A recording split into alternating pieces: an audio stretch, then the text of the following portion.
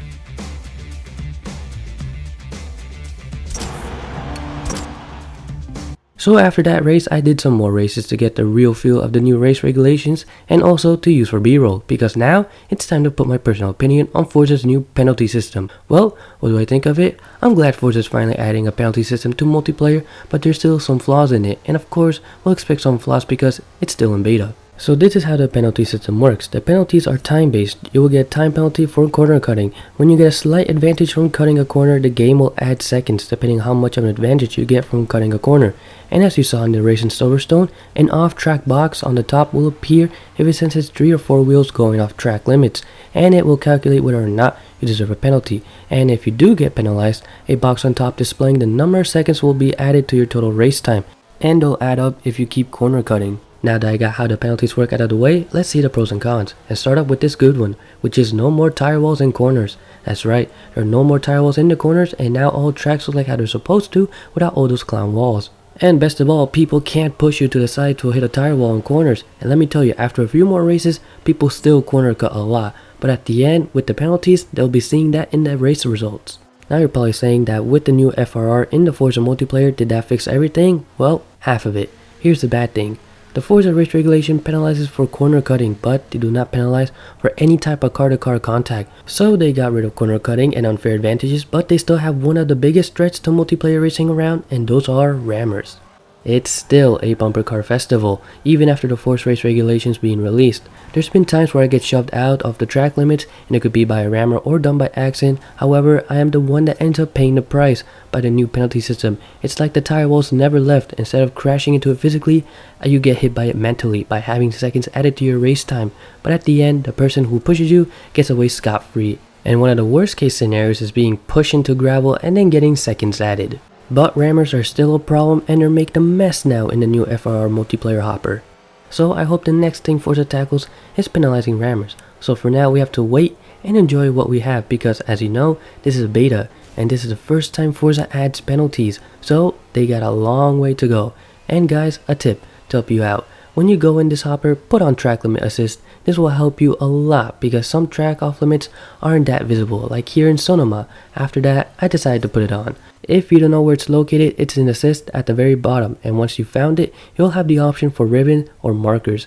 I preferably would go for ribbon, or whatever best fits you. So there we have it. We tried the new FRR system, and I have given my own personal opinion on it. And what do you guys think of it so far? To be fair, even though the bad things I said about it, I'm glad that they're finally starting to work on penalties. So guys, if you enjoyed this video, give a thumbs up, subscribe, and I'll see you guys in the next video.